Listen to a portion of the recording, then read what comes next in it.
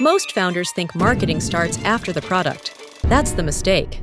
Hi, my name is Shani Benzer, who's been working in tech for 20 years. From Salesforce to NVIDIA, she now helps startups win their market. So oftentimes the CEOs, they kind of want to be something to everybody. But when you're early on, you really have to be extremely narrow. They haven't taken the time to say, how is my solution so unique from everybody else? If you haven't asked that question, your prospects aren't going to be able to either. Places where I see the most tension are one, picking one audience. So oftentimes the CEOs, they kind of want to be something to everybody. But when you're early on, you really have to be extremely narrow, because the only way to know whether or not your product has product market fit is if you're gearing it towards the person who's going to get the absolute utmost value from it. That doesn't mean that other people cannot buy your product. It just means that when you're assessing whether you're succeeding or failing, you're focusing on that one persona. So the framework that I go through is sort of like a waterfall, and you start with who the target customer is. It's like for whom. Once you say for whom, then you start breaking into, okay, so what is the pain that that person is experiencing? Like what happens to them?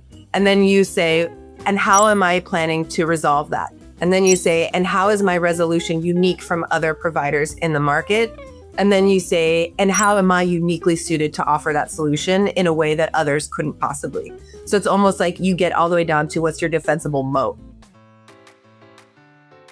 That's the other place where I think people get early on, they have some difficulty, because it's almost like when a founder comes up with a solution, they're so happy that they have a solution. They haven't taken the time to say, how is my solution so unique from everybody else? And naturally, it usually is differentiated, but they haven't put the time into thinking about how is it differentiated. If you haven't asked that question, if you haven't identified that, your prospects aren't going to be able to either. And at the end of the day, when we're making purchase decisions, we're asking ourselves, why this versus that?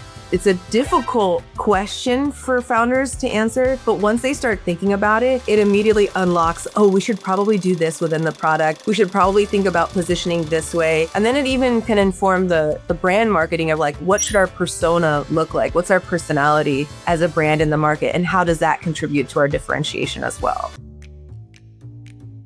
Different parts of marketing can come into different parts of the company's life cycle. So like one of the things I'm doing right now is I'm advising a lot of early stage AI startups. And what I'm working with them on is, what is your overall positioning in the market? How do you plan to be differentiated? How do you plan to provide value in a unique way? It's almost like we are informing what the product roadmap should be if they want to make true the positioning. I wouldn't say that at this stage they should start investing a lot in advertising and trying to bring in a lot of new prospects. I think instead at the earlier stages, they need to focus on who is perfect bullseye ICP, the ideal customer profile, and validate whether the product they've built does or doesn't do what they think it should. Once you have validated that, so you essentially have product market fit, then it makes sense to invest more in that like top of funnel marketing. All of those are things that you can do and should do early on to just make sure that your ship is pointed in the right direction.